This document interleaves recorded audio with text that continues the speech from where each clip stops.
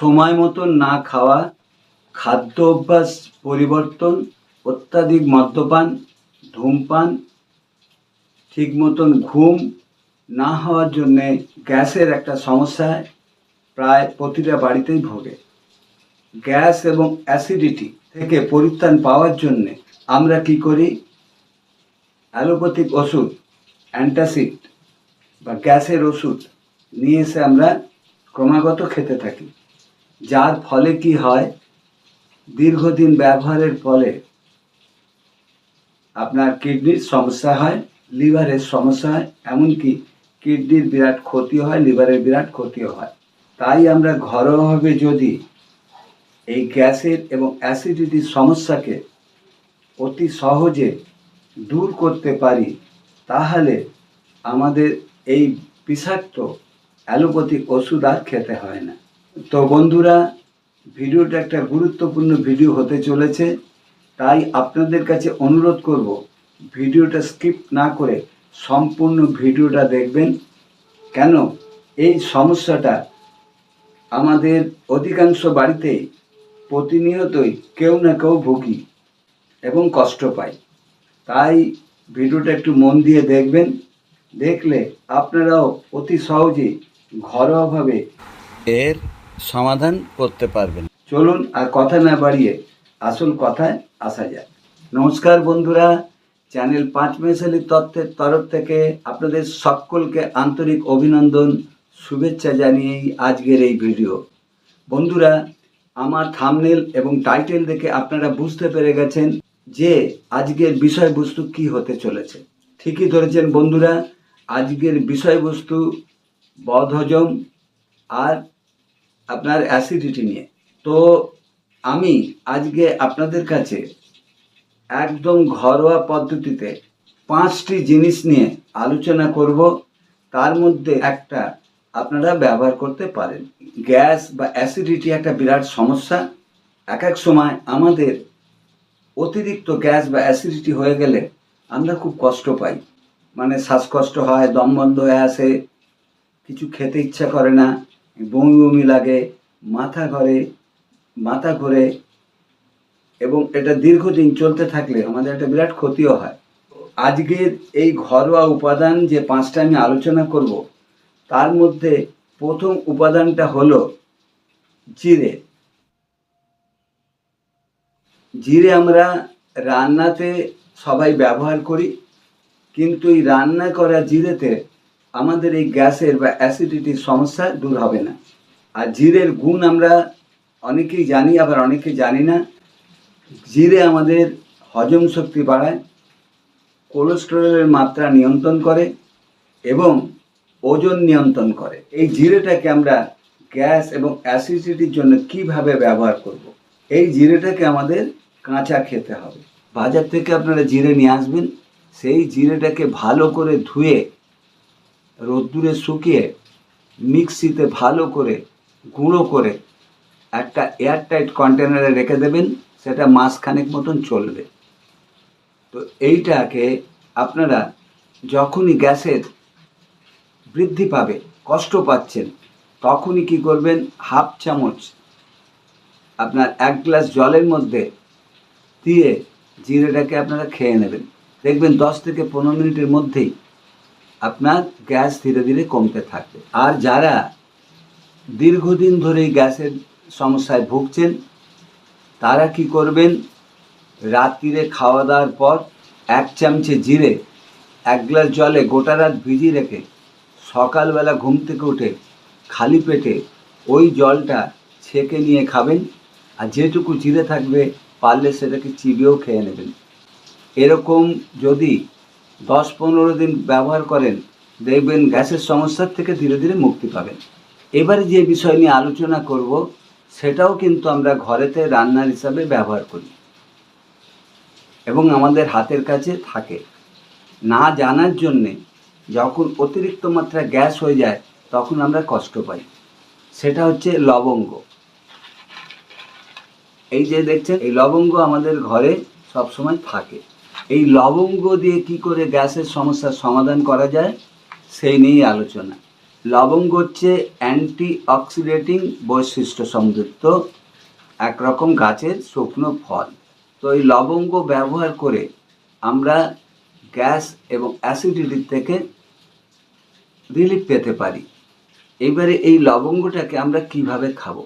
যখন দেখছেন প্রচণ্ড পরিমাণে আপনার গ্যাস হয়ে যাচ্ছে, কষ্ট পাচ্ছেন, পেট ফুলে যাচ্ছে, শ্বাস নিতে কষ্ট হচ্ছে, তখন আপনার কি করবেন, এই যে লবঙ্গ দেখছেন, এই এরকম লবঙ্গের 2 থেকে 3টে লবঙ্গ চিবিয়ে, ভালো করে চিবিয়ে একটু উষ্ণ গরম জল দিয়ে খেয়ে নেবেন। আর খেয়াল রাখবেন, লবঙ্গ যখন মুখে দেবেন তখন এই ফুলটা যেন অতি অবশ্যই থাকে। কেন? লবঙ্গের প্রায় 80% গুণ এই ফুলের মধ্যেই রয়েছে। অতএব যখন লবঙ্গটা মুখে দেবেন তখন এই ফুলটার দিকে খেয়াল রাখবেন, লবঙ্গ এবং ফুল একসাথেই চিবিয়ে খাবেন। আর এই সমস্যাটা যদি অনেক দিন ধরে আপনারা ভোগেন, তাহলে কি করতে হবে, রাত্রিরে খাওয়া দাওয়ার পরে 8 ঘন্টা একটু বসে থেকে তারপরে শুতে যাওয়ার সময় থেকে 3টে লবঙ্গ নিয়ে ভালোভাবে মুখে দিয়ে চিবোবেন, চিবিয়ে নিয়ে উষ্ণ গরম জল খেয়ে ঘুমিয়ে পড়বেন। সকালে দেখবেন আপনার পেট হালকা, গ্যাস অনেক কমে গেছে, আপনি আরাম পাচ্ছেন। এরকমভাবে যদি 20-25 দিন আপনারা খেতে পারেন, তাহলে পুরনো গ্যাসের বা অম্বলে যে কষ্ট পাচ্ছেন তার থেকে আপনারা অনেকাংশেই আরাম পাবেন। এবারে আসছি জোয়ান।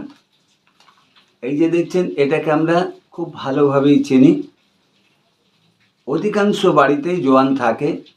আর যাদের বাড়িতে জোয়ান থাকে না, আর বিশেষ করে যারা এরকমভাবে প্রতিনিয়ত গ্যাস আর অ্যাসিডিটিতে ভুগছেন, আমি অনুরোধ করব তারা একটা জোয়ানের প্যাকেট বাড়িতে রেখে দেবেন। এই জোয়ানের কাজ কি? জোয়ানের বহুবিধ কাজ হচ্ছে। তার মধ্যে মূলত যে কাজ, শরীরের ওজনটাকে নিয়ন্ত্রণ করে, হজম শক্তি বৃদ্ধি করে এবং ফুসফুসের ক্ষমতা বাড়ায়। তো বুঝতে পারছেন এই জোয়ানটা কত উপকারী। তো এই জোয়ানটাকে আমরা বদহজম বা গ্যাস যাই বলুন, অ্যাসিডিটি, এটাকে নিয়ন্ত্রণে রাখার জন্যে আমরা জোয়ান ব্যবহার করতে পারি। তো এটা কীভাবে ব্যবহার করা যাবে?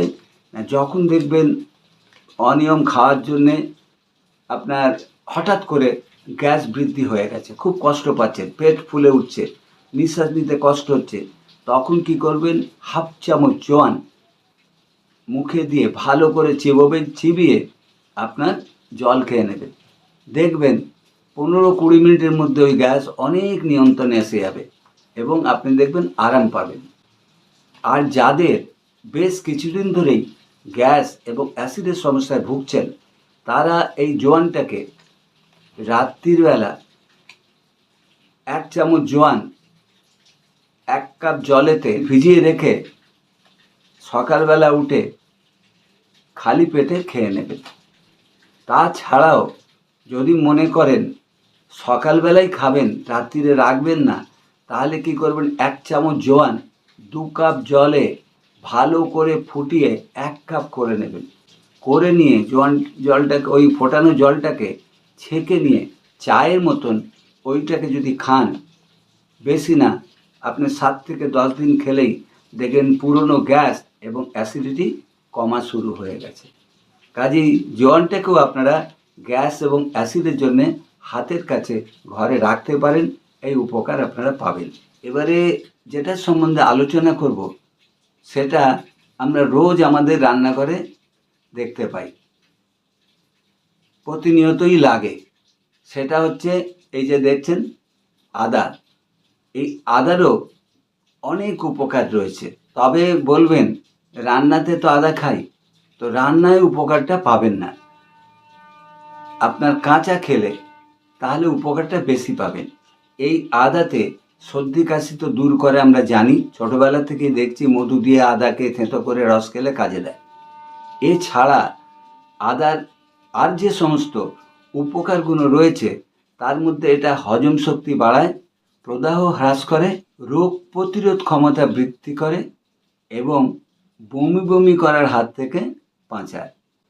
তো কাজেই আদার একটা বিরাট গুণ রয়েছে। তো যখন আপনারা দেখবেন যে প্রচণ্ড গ্যাসের বা অ্যাসিডিটিতে আপনারা কষ্ট পাচ্ছেন, তখন আর কিচ্ছু না, আপনার 1 ইঞ্চি মতন আদা একটু খোলাটা ছাড়িয়ে নিয়ে সন্দক নুন বা বিট নুন একটু মাখিয়ে ভালো করে চিবিয়ে খেয়ে একটু উষ্ণ জল খেয়ে নেবেন। তৎক্ষণাৎ মানে মিনিট 10-এর মধ্যে দেখবেন গ্যাস ধীরে ধীরে কমা শুরু হয়ে গেছে এবং আপনি আরাম পাচ্ছেন। এক্ষেত্রেও তাই, যারা দীর্ঘমেয়াদে গ্যাস বা অ্যাসিডিটির প্রবলেমে ভুগছেন তাদেরকে একটু বেশি দিন ধরে খেতে হবে। তাদেরকে কি করতে হবে, হয় চিবিয়ে খেতে পারেন বা আপনার আদাটাকে থেঁতো করে নিয়ে রসটা বার করে 1 চামচ আদার রস খেয়ে নিয়ে হালকা করে একটু উষ্ণ গরম জল খেয়ে নেবেন। এরকমভাবে যদি 15-20 দিন খান, দেখবেন গ্যাস এবং অ্যাসিডিটির সমস্যার থেকে অনেকাংশে আপনারা উপকার পাবেন। শেষ বিষয়, এই বিষয়টা নিয়ে যেটা আলোচনা করতে চলেছি, এটাও আমাদের ঘরেতে সকলের বাড়িতেই থাকে। আমরা কেউ জানি, আবার কেউ জানি না। যার জন্যে কি হয়, এরকম সমস্যায় পড়লে আমরা কষ্ট পাই এবং ছটফট করি। তখন আমরা বাজার থেকে অ্যান্টাসিড বা বদহজমের কোনো ওষুধ নিয়ে এসে খাই। তো এখানেও আমরা ওই ওষুধটাকে বর্জন করে ঘরোয়াভাবে এই সমস্যার থেকে মুক্তি পেতে পারি। সেটা হচ্ছে মৌরি। এটা আমরা সকলে খুব ভালোভাবেই চিনি। তো এখানে কি হচ্ছে, যখন দেখবেন খাওয়ার অনিয়মের ফলে হঠাৎ করে দেখা যাচ্ছে যে আপনার পেটটা ফুলে উঠছে, নিঃশ্বাস নিতে কষ্ট হচ্ছে, তখন আর কিচ্ছু করতে হবে না। 1/2 চামচ মৌরি হাতে নেবেন, নিয়ে ভালো করে চিবিয়ে উষ্ণ গরম জল একটু খেয়ে নেবেন। দেখবেন 10 মিনিটের মধ্যে ওই গ্যাস কমে যাবে। আর দীর্ঘমেয়াদী যদি হয় তাহলে কি করবেন, রাত্রির বেলা 1 চামচে মৌরি 1 কাপ জলে ভিজিয়ে রেখে সকালবেলা উঠে ওই জলটা খালি পেটে খেয়ে নেবেন। আর ছাঁকার পর যে মৌরিগুলো পড়ে থাকবে সেই মৌরিটাকে চিবিয়ে খেয়ে নেবেন। দেখবেন এরকম 10-12 দিন খেলে পরে দীর্ঘদিন ধরে যে গ্যাসে কষ্ট পাচ্ছিলেন, অ্যাসিডে কষ্ট পাচ্ছিলেন, তার থেকে আপনি আরাম পাবেন। তো এটা যদি 10 থেকে 12 দিন নিয়ম করে আপনারা খেতে পারেন, তাহলে আপনার গ্যাস এবং অ্যাসিড থেকে অনেকাংশেই উপকার পাবেন। এত কিছু সমস্যা নিয়ে এই ব্যাপারে তো এতক্ষণ ধরে বললাম। শুধু এইগুলো কিন্তু করলেই হবে না, তার সঙ্গে কিন্তু কিছু বিধিনিষেধ আপনাকে মানতে হবে। কেন, আপনাকে ডেলি কিছুটা ফিজিক্যাল ওয়ার্ক করতে হবে। হাঁটাই বলুন বা ফ্রি হ্যান্ড এক্সারসাইজ বলুন, কিছু একটা আপনাকে 15-20 মিনিট ডেলি করতে হবে। 2 নম্বর হচ্ছে সময় মতন খেতে হবে। জল পরিমাণ মতন খেতে হবে, জল কম খাওয়া চলবে না, জলটাকে পরিমাণ মতন জল খেতে হবে। মদ্যপান থেকে বিরত থাকতে হবে, ধূমপান থেকে বিরত থাকতে হবে। আর রিচ খাবার দীর্ঘদিন ধরে খাবেন না। শখ হলো মাঝে মধ্যে একটু আধটু খেলেন, সেটা আলাদা কথা। তেল ঝাল মশলা যতটা পারবেন তার থেকে একটু দূরে থাকবেন। আর একটা নির্দিষ্ট সময় আপনাকে ঘুমোতে হবে। এইগুলো সাথে সাথে করবেন, তাহলে দেখবেন আপনি সুস্বাস্থ্যের অধিকারী হবেন এবং আপনার জীবন দীর্ঘায়ু হবে, ভালো থাকবেন। তো বন্ধুরা, এই ছিল আজকের আমার ভিডিওটা দেখে যদি মনে হয় ভিডিওটা ইনফরমেটিভ ভিডিও হয়েছে বা আপনাদের কাজে লাগবে, তাহলে আপনাদের কাছে অনুরোধ করব ভিডিওটাকে অনেকের সাথে একটু শেয়ার করে তাদেরকেও দেখার সুযোগ করে দেবেন। আর লাইক কমেন্ট তো করবেন। আর কোনো কিছু প্রশ্ন থাকলে অতি অবশ্যই আমার কমেন্ট বক্সে প্রশ্ন করবেন, আমি আমার সাধ্য মতন উত্তর দেওয়ার চেষ্টা করব। আজকের মতন আমি বিদায় নিচ্ছি আপনাদের কাছ থেকে। আমি আপনাদের কাছে খুব শিগগিরই এরকম ধরনের নতুন কোনো বিষয়ের ওপরে কোনো ভিডিও নিয়ে এসে উপস্থিত হব। কারণ আমার চ্যানেলটাই তো পাঁচমেশালি তত্ত্ব, তো কাজেই আমার দায়িত্ব হচ্ছে বিভিন্ন তত্ত্বের ওপরে ভিডিও আপনাদের সামনে তুলে ধরা। আশা করি এই সময়টুকু আপনারা খুব ভালো থাকবেন, সুস্থ থাকবেন। আপনাদের সাথে দেখা হবে খুব শিগগিরই এরকম ধরনের নতুন কোনো ভিডিওতে। ধন্যবাদ বন্ধুরা।